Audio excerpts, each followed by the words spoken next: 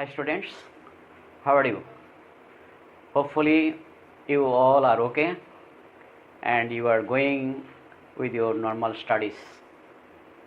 Uh, I know well that you are panic seized because of invasion of coronavirus, but one day that will vanish from the earth, and till then we will have to endure all these hazards peacefully and painfully. তো আশা করি সবাই ভালো আছো। আজ আমি তোমাদের ইংরেজি প্রথম পত্র থেকে আমাদের যে শূন্যস্থান পূরণের ইঙ্গিত থাকবে না, আমরা প্যাসেজটা পড়ে আমাদের কল্পনা অনুযায়ী আমাদের আমাদের যে বিবেক বিবেচনা, যে না এই বাক্যটা এই শব্দটাই হওয়া উচিত বাক্যটার মাঝখানে, সেরকম নিজস্ব বিবেচনা থেকেই আমাদের সেই শব্দটাকে খুঁজে বের করতে হবে। এটার নাম উইদাউট ক্লুজ। এখানে দেখো কোনো হেডিংয়ে কোনো ওয়ার্ড সাপোর্ট দেওয়া হয়নি, আমাদের নিজস্ব ইমাজিনেশন থেকে we have to choose a suitable word or phrase to fill up the gaps from our own imagination. তো civility, what is the meaning of civility? Civilization বা সভ্যতা। civility মানে সভ্যতা বলা যায়, civility অথবা বলা যায় civility মানে ভদ্রতা, civility। তো ভদ্রতা মিন্স পোলাইট, তাহলে ভদ্রতা মানেই হলো মিন্স মিন্স এটা থার্ড পারসন সেকেন্ড পারসন ভাবের সাথে যুক্ত হয়েছে। সিভিলিটি মিন্স পোলাইট বিহেভিয়ার, মানে ভদ্রতা মানে হলো নম্র বা শান্ত বা ভদ্র আচরণ। পোলাইট বিহেভিয়ার অর মডেস্টি অথবা নম্রতা, মডেস্টি মানে নম্রতা।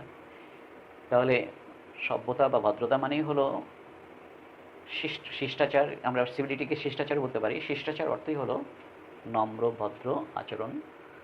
ইট অলসো, দেখো ইট হলো সাবজেক্ট, অলসো এটা adverb particle. It also, also না থাকলেও সেন্টেন্সে কোনো সমস্যা নাই। ইট দেখো সাবজেক্টের পরে কী থাকবে, এই জায়গায় ভার্ব থাকা উচিত ছিল, ভার্ব নাই। কোর্টিয়াস ম্যানার মানে হলো ভদ্র আচরণ, কোর্টিয়াস ম্যানার মানে সুশীল আচরণ, কোর্টিয়াস ম্যানার।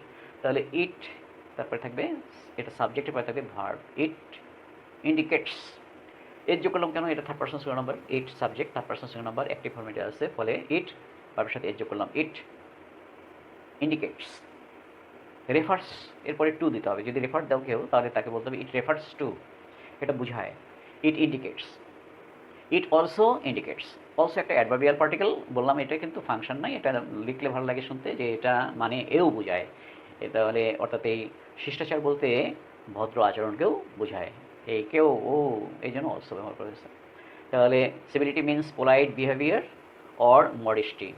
ইট অলসো ইন্ডিকেটস, এখানে ভার্ব দিলাম, indicates courteous manner. It is a great virtue, it is a great virtue, এটা একটা বড় গুণ। কার, এই জায়গায় ম্যান, এ ম্যান একজন মানুষের। তাহলে একজন মানুষের এর বললাম, এর কারণে এই জায়গায় অফ ব্যবহার করতে হচ্ছে, প্রিপোজিশন অফ।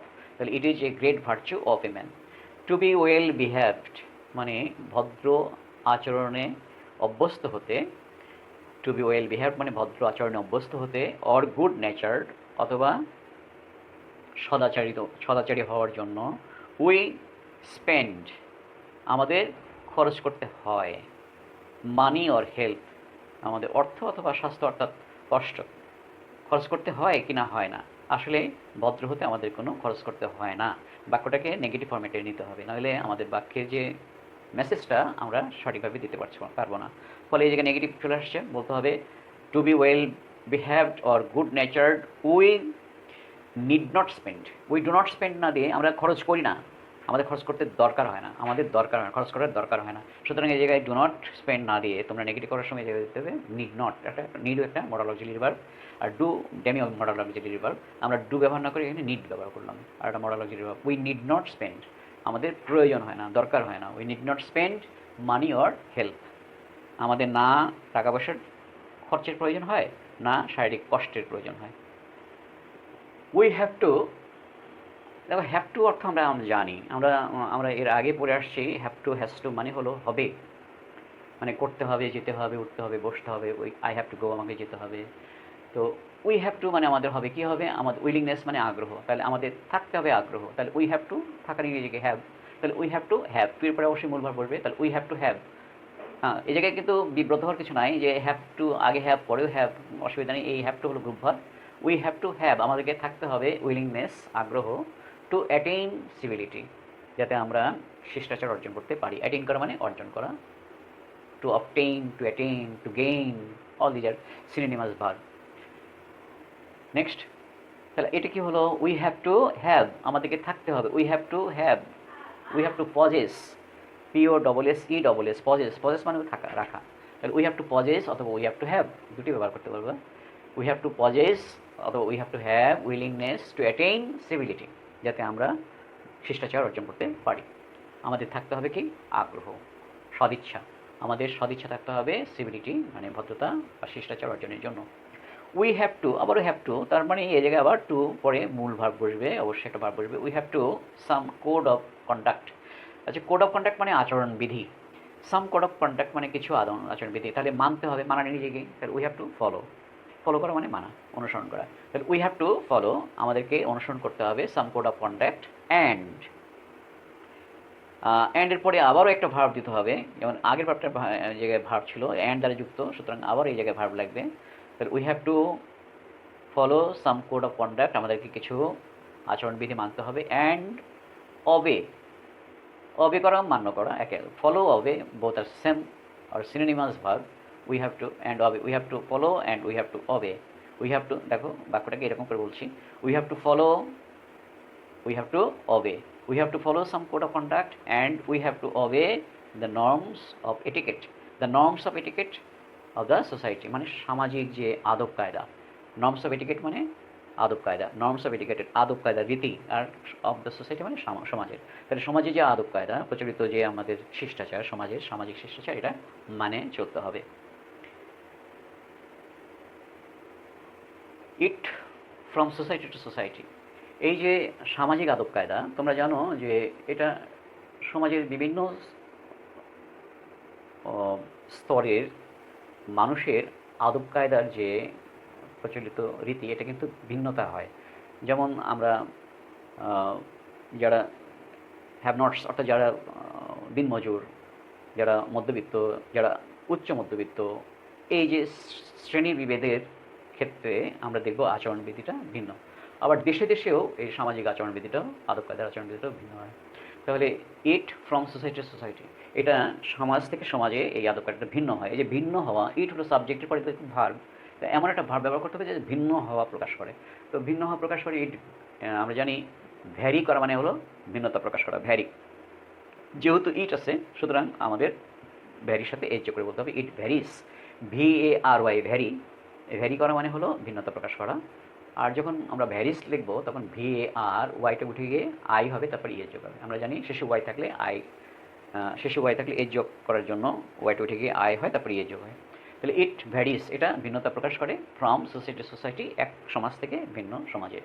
অর্থাৎ শিষ্টাচার সমাজের ভিন্ন, এক সমাজের শিষ্টাচার অন্য সমাজে সেটা হয়তো অশিষ্টাচার বলে পরিগণিত হয়, এরকম হতে পারে। হাওয়ার, যাই হোক, এটাও কিন্তু একটা লিঙ্কার বা আমরা কানেক্টর বলবো। হাওয়ার, যাই হোক, হাওয়ার। ওয়ান হ্যাজ টু, একজনকে করতে হবে, হ্যাজ টু, হ্যাভ টু মানে হবে। One has to good manner, তাহলে one has to good manner in one's character. Has to এর পরে আমরা নিশ্চিত এই জায়গায় ভার্ব ব্যবহার করবো। ওয়ান হ্যাজ টু কি, যাই হোক, আমাদেরকে গড়ে তুলতে হবে, একজনকে গড়ে তুলতে হবে, গড়ে তোলে নিজেকে।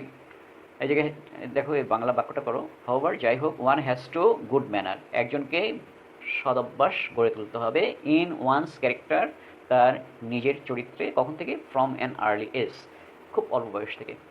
তাহলে গড়ে তুলতে হবে, এই জায়গায় ওয়ান হ্যাজ টু, একজনকে গড়ে তুলতে হবে, গড়ে তোলে নিজেকে ডেভেলপ। তাহলে one has to develop good manner, একজনকে গড়ে তুলতে হবে সৎ স্বভাব, ইন ওয়ানস ক্যারেক্টার, তার নিজের চরিত্রে, ফ্রম অ্যান আর্লি এজ, খুব অল্প বয়স থেকে। নো এক্সপেন্ডিচার, না কোনো খরচাপাতি। এক্সপেন্ডিচার মানে খরচ, এক্সপেন্ডিচার, মান্থলি এক্সপেন্ডিচার মানে মাসিক খরচ। হ্যাঁ, এক্সপেন্ডিচার তোমরা মনে রাখবার সময় চার থাকলে, নেচার, কালচার, এগ্রিকালচার, TURE, চার, এই চার থাকলে সেই শব্দটা অবশ্যই নাউন হয়। তাহলে নো এক্সপেন্ডিচার, নো একটা ডিটারমাইনার। হ্যাঁ, তোমরা জানো, এর আগে পড়ছো। নো একটা ডিটারমাইনার, এটা হলো না কোয়ান্টিফায়ার ডিটারমাইনার। সাম, এনি, মেনি, নো, এগুলো কোয়ান্টিফায়ার ডিটারমাইনার। তো নো এক্সপেন্ডিচার, না কোনো খরচাপাতি। কনসাসনেস ইজ রিকোয়ার্ড, কনসাসনেস মানে সচেতনতা, নেস থাকলে নাউন হয়, তোমরা সবসময় রাখবা। নেস, কাইন্ডনেস, কনসাসনেস, কনসাস অ্যাডজেক্টিভ, সচেতন, কনসাস, সচেতনতা, কনসাসনেস। তাহলে নো এক্সপেন্ডিচার, আমরা যদি এই শব্দটাকে একটু বাদ রাখি তাহলে আমরা বুঝবো কি, নো এক্সপেন্ডিচার ইজ রিকোয়ার্ড, কোনো খরচাবাদির প্রয়োজন নাই। তো কনসাসনেস মানে সচেতনতা, শুধুমাত্র সচেতনতা। No expenditure, only consciousness. No expenditure, না কোনো খরচাবাদি, শুধুমাত্র অনলি কনসাসনেস ইজ রিকোয়ার্ড। আমরা অনলি ব্যবহার করতে পারি, ইচ্ছে করলে বাট ব্যবহার করতে পারি। অনলি এবং বাট এখানে সিনোনিমাস ফর্মেটে ব্যবহার হবে। No expenditure but consciousness is required, না কোনো খরচাবাদি, কিন্তু দরকার কি, সচেতনতা হয় প্রয়োজন, is required to be civilised one. অর্থাৎ এই শব্দটা, বাক্যটা যদি আমরা একটু আরও একটু টেনে লিখতাম তাহলে লেখা যেত যে no expenditure but only consciousness is required to be a civilised person. তো আমরা আজকে ক্লাসে দেখলাম যে কি করে গ্যাপ পূরণ করতে হয়, বাক্যটাকে বিশ্লেষণ করতে হবে বাংলায়। বাংলায় বাক্য বিশ্লেষণ করার পরেই কিন্তু আমরা যে মিসিং ওয়ার্ডটা আছে, অর্থাৎ যে উচ্চ শব্দটা, সেই উচ্চ শব্দের সন্ধান পাবো। অবশ্যই আমাদের বাংলা ভাবতে হবে এবং এটাও বুঝতে হবে যে কোন পার্টস অফ স্পিচে এটাকে নিতে হবে, পরিবর্তিত হতে হবে। আমরা সবাই ভালো থাকবে। Hopefully we will meet at my next class with next item. Till then, thank you.